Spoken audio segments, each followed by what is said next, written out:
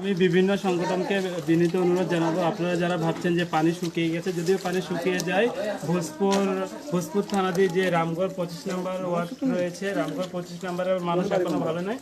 ওনাদের বাড়ি ঘর একদম পানির নিচে তলিয়ে গেছে, আসবাবপত্র সব ডুবে গেছে।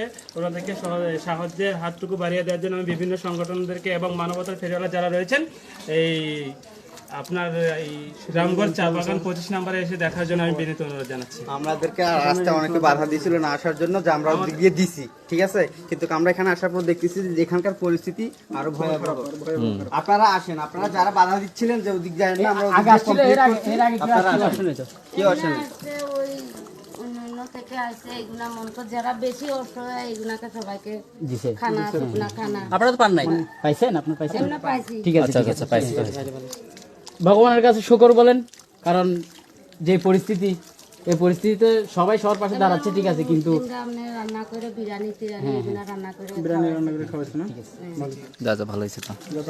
ঈশ্বরের ব্যাপারটা